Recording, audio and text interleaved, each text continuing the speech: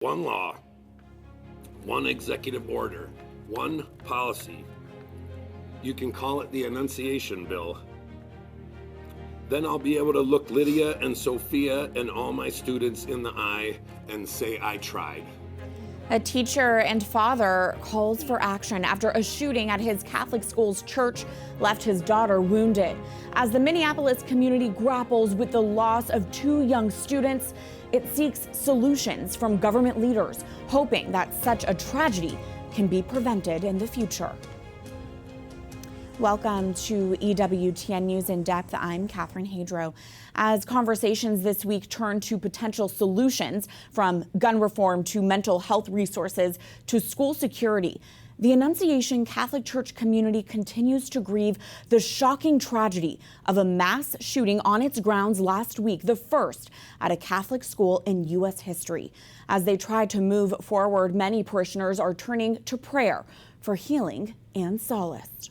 We welcome the light of a new day here at Annunciation. In the wake of horrific tragedy, parishioners of Annunciation Catholic Church in Minneapolis gathered for Mass in the parish auditorium last Saturday, their first after a gunman opened fire on their community on August 27th.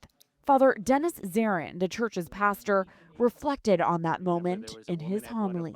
Jesus says, "Can you just sit with me here in the dust for a while? Sit with me here in this low place." And that was the very first message we heard on Wednesday morning when that first bullet came through the window. On that sorrowful day, Zarin was at the altar offering Mass for the beginning of the school year with hundreds of students and parishioners when bullets began to fly through the church's stained glass windows. 23-year-old Robert Westman, who went by the name Robin, barricaded 2 doors of the church and fired from a rifle, shotgun, and pistol, all purchased lawfully. Witnesses recounted the horror of the moment. Immediately when we heard noises, a split second later we saw flashes, and then followed by panic screaming, kids covering their ears. I just saw glass shattering going down the line, and we were hiding underneath the pews. We were crying, and we both reached our hands towards each other. We couldn't touch. We both prayed the Hail Mary. 10-year-old Harper Moisky and 8-year-old Fletcher Merkel lost their lives in the shooting. 21 others were wounded by the gunfire, including 18 children and 3 elderly adults. 12-year-old Sophia Forchus is still fighting for her life after being struck in the head. Witnesses recount the heroism of those who tried to stand in the way of the bullets. I mean, the real heroes here are the children that are protecting each other, and the adults in there that stayed in that main area the whole time. Westman fatally shot himself shortly after opening fire.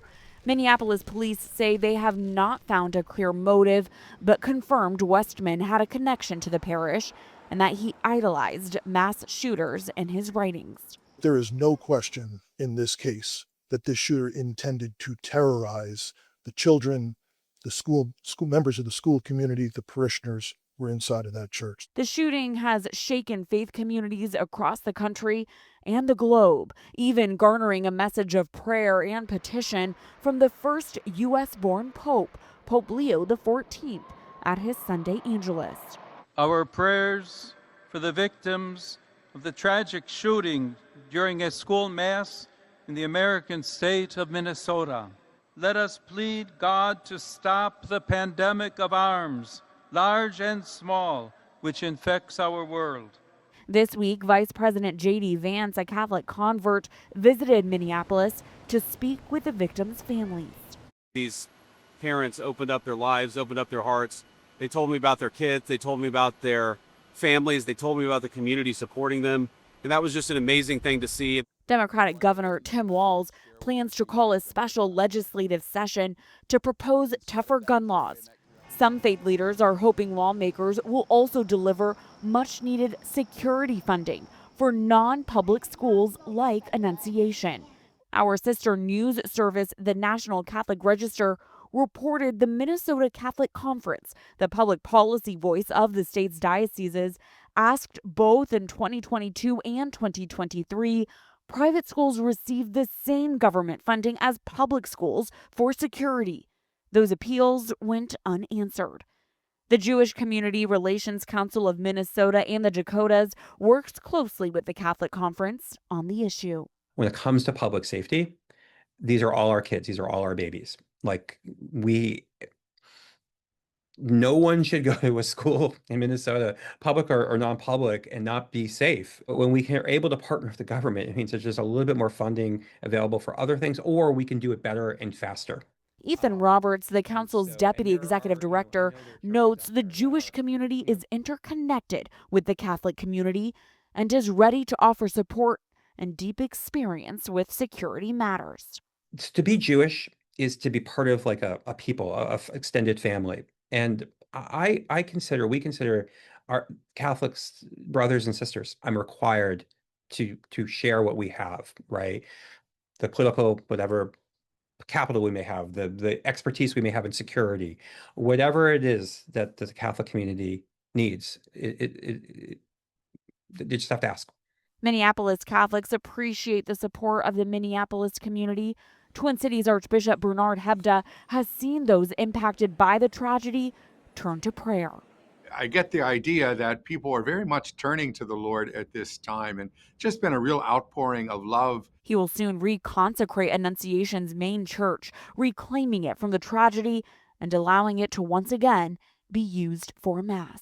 For us as Catholics, the Eucharist is so important, both for building community, but then also as a sacrament of healing. And we certainly need both of those things here in Minneapolis. Joining us now from St. Paul, Minnesota is Jason Adkins, Executive Director and General Counsel for the Minnesota Catholic Conference. He has led the conference since 2011. Jason, thanks for being with us. I first want to offer my condolences to the Catholic community in St. Paul, Minneapolis in the wake of this tragedy. It's been just over a week. How is the community doing?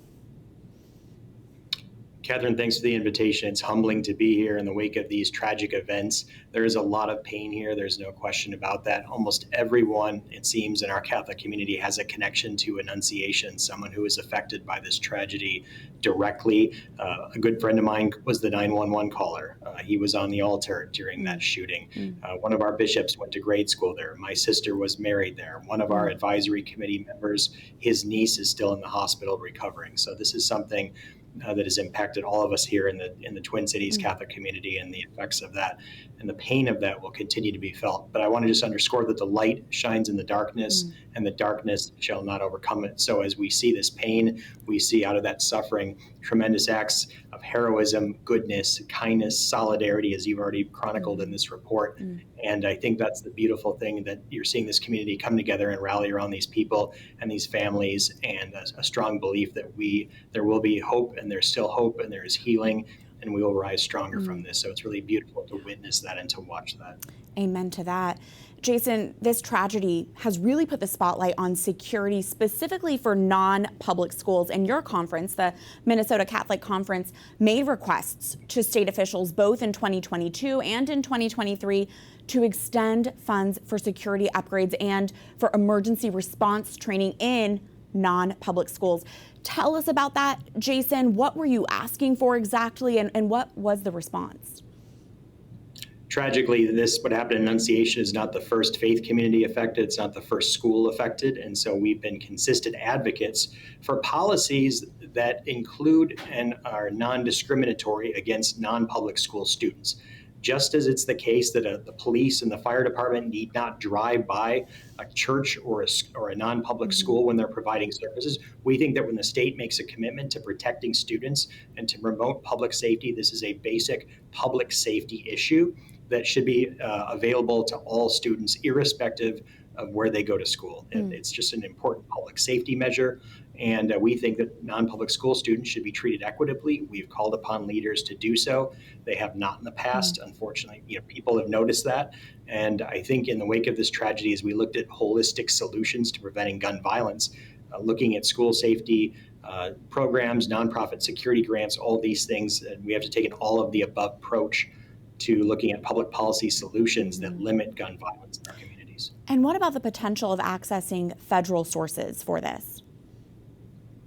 Federal, the nonprofit security grants at the federal level constitute what's called receipt of federal funds. And under my understanding that those come with strings attached. So if you take the federal government's money, you're a recipient of federal funds, then there are ways in which those can bind your hands on particular things like employment matters, but also policies and programming as well. So Catholic institutions have been reticent about taking federal grants. Unfortunately, it's been the case in some places and in some states where state supplemental grant programs have developed workarounds or have not applied some of those same funding criteria. And so here in Minnesota, we're looking at ways in which we need to possibly reform our program, or I think there's a conversation that should be had at the federal level about how to make those funds more available to non-public school communities and faith communities as well. Governor Tim Walz is calling for a special session on gun legislation. What are your goals for that session? I understand your conference just released a statement on this. There are practical impediments to a special session. I think Governor Walz and his concern about this issue was very forthright in saying we need to do something, but there are a lot of practical impediments here in Minnesota to making a special session even gavel in, let alone coming to concrete solutions. Our goal is, as always, is to be a bridge builder, to provide and build common ground for the common good.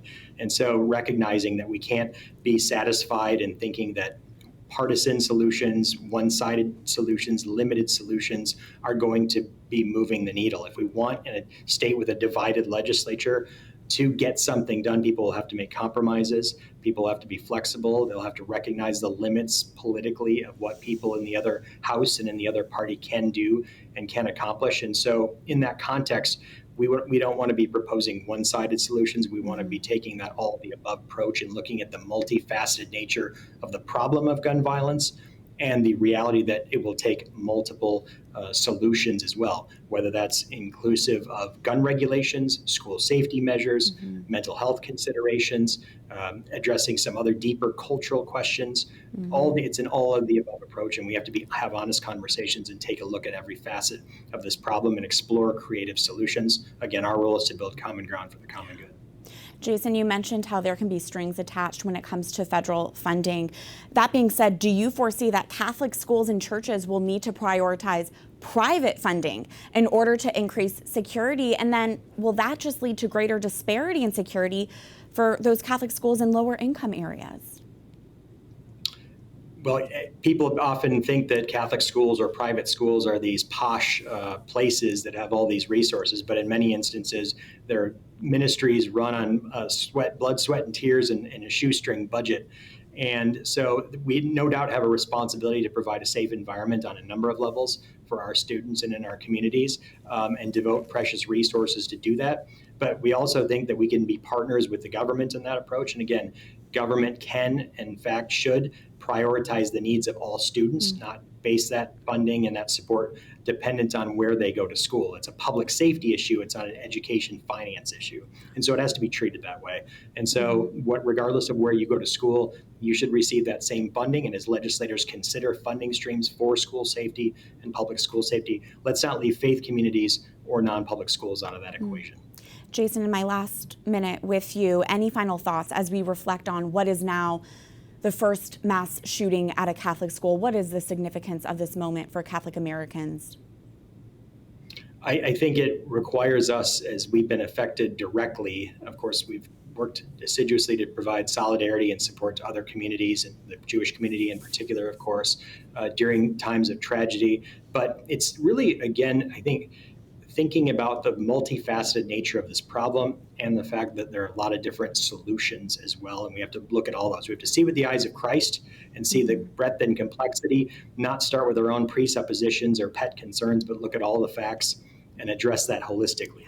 But ultimately, there's no political solution to what's ultimately a theological and spiritual problem.